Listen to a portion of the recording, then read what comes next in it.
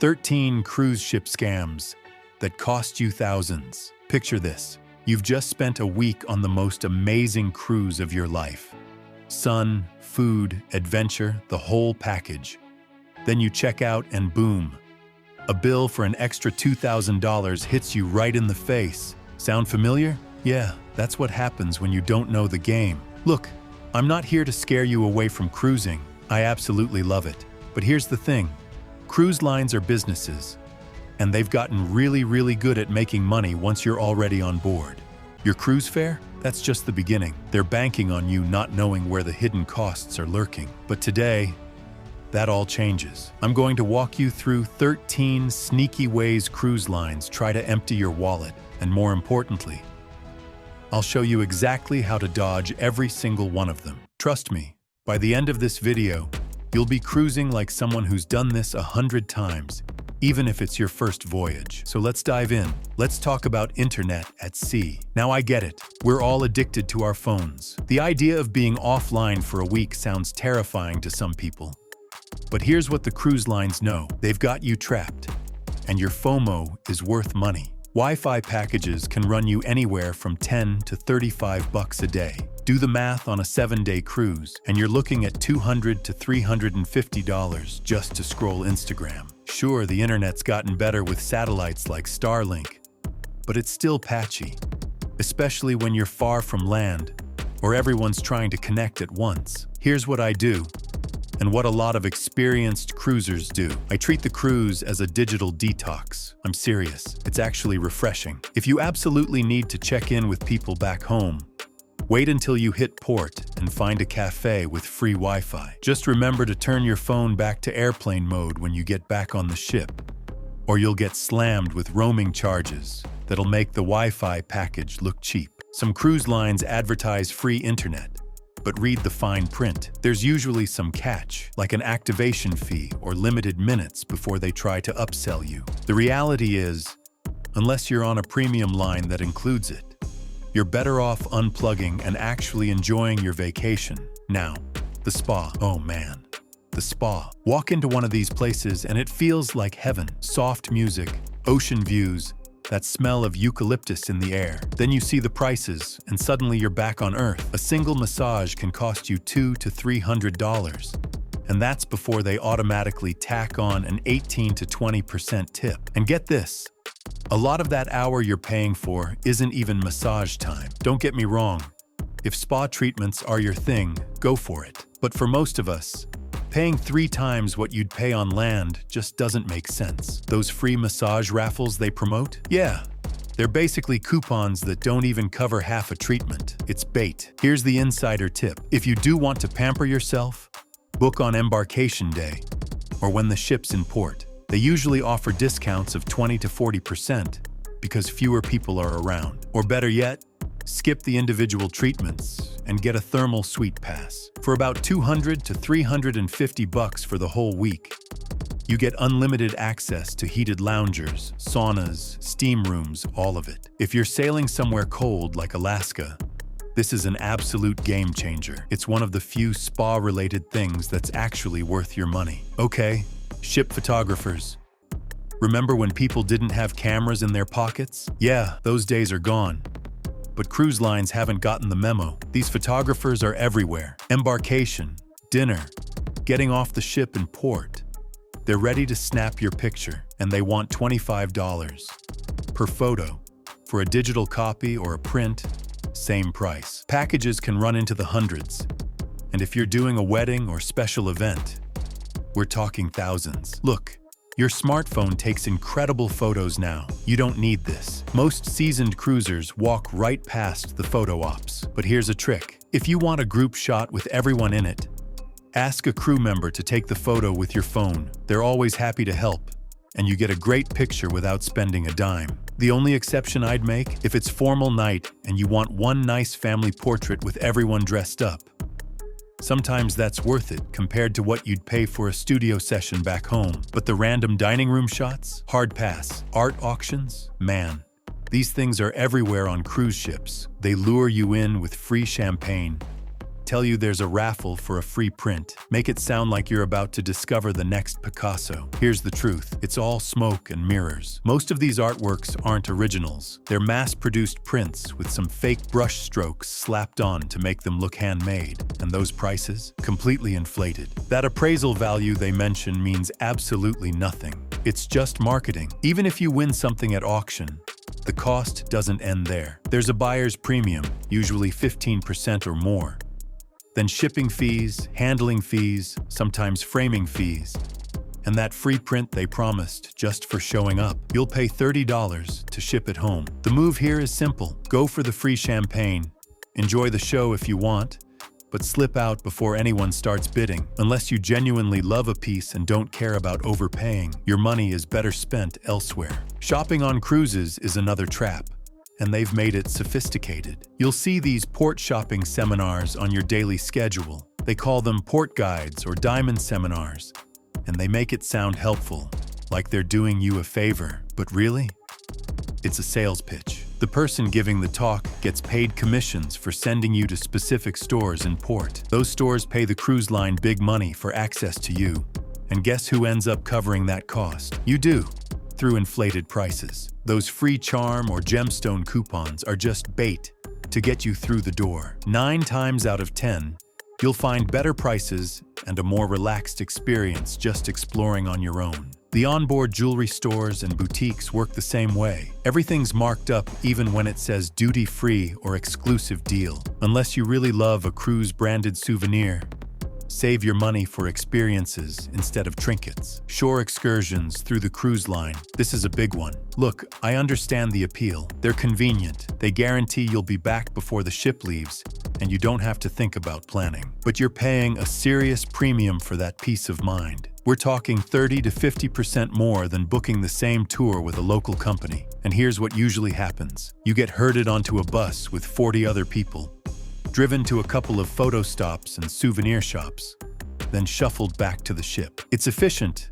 but it's not authentic. The smarter play is to do a little research and book directly with local tour operators. Check out sites like Viator or Shore Excursion Group. You'll pay less, the groups are smaller, and you have way more flexibility. Just make absolutely sure the tour has you back with plenty of time to spare, because if a private tour runs late, the ship will not wait for you. Here's how I balance it. I book independently in ports that are easy to navigate, walkable, or where I just want to hit the beach. But if the excursion involves a long drive, is far from the port, or if it's a tender port where ship tours get priority, I'll book through the cruise line for that safety net. And one more thing.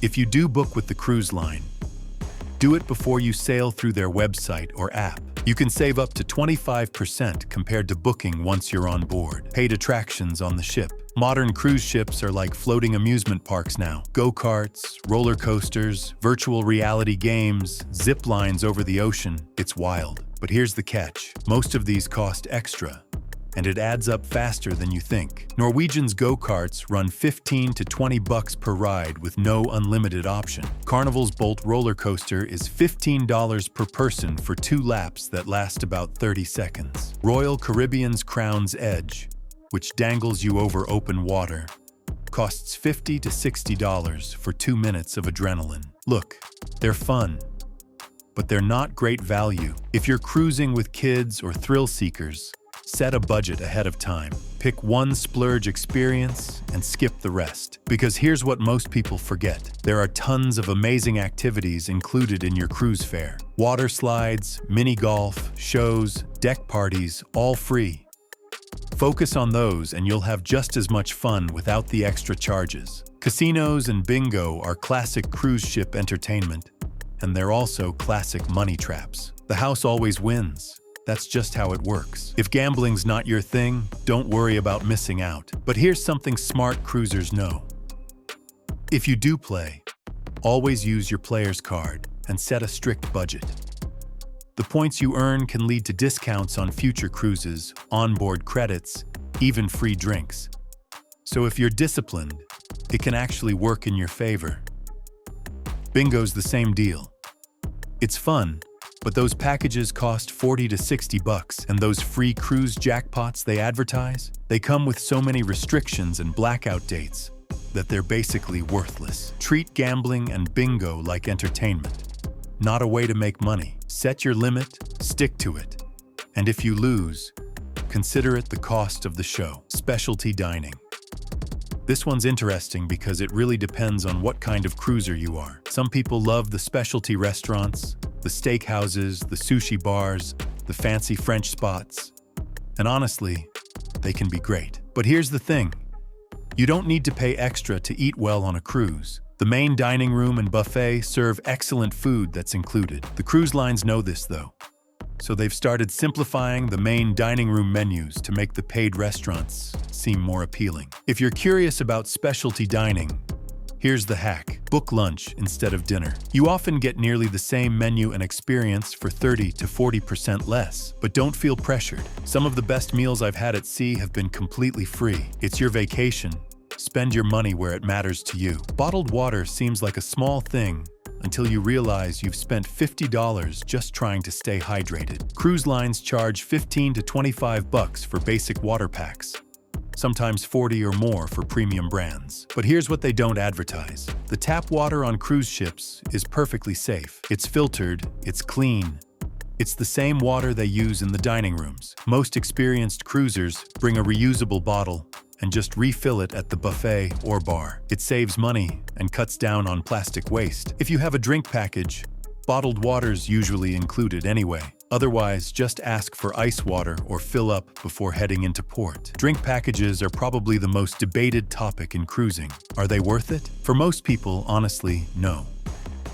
To break even, you typically need to drink 6 to 8 alcoholic beverages every single day. That's a lot, especially on port days when you might not drink much on board. If you're a beer or wine person, it's even harder to get your money's worth. But here's the thing. If you regularly buy specialty coffee, bottled water, or fresh juices, those premium non-alcoholic drinks can help close the gap. Sometimes the refreshment or soda packages are actually better value. And if you're a light drinker, you'll save way more by paying per drink and taking advantage of happy hours and drink specials. The most frustrating part is that all adults in a cabin have to buy the alcoholic package if one person does. That rule alone makes it a rip-off for couples with different drinking habits. My advice? Do the math before you buy. For some people, the convenience of prepaying is worth it. For others, it's just throwing money away. Solo travelers get hit with one of the biggest rip-offs at sea: the single supplement fee. Since cabins are priced for 2 people, cruising alone means you pay 50 to 100% extra. Some lines like Royal Caribbean and Norwegian give solo travelers double loyalty points, which helps in the long run.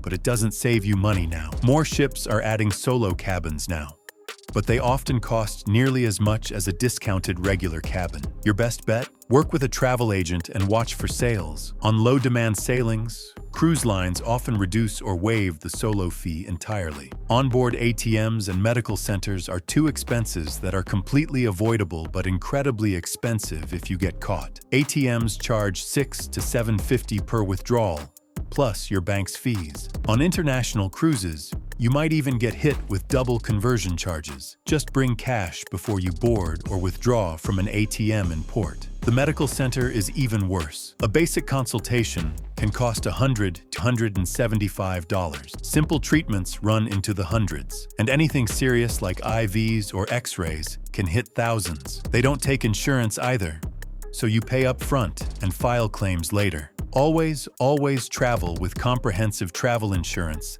that includes medical coverage and emergency evacuation. It's non-negotiable. Here's a bonus tip that'll save you a headache.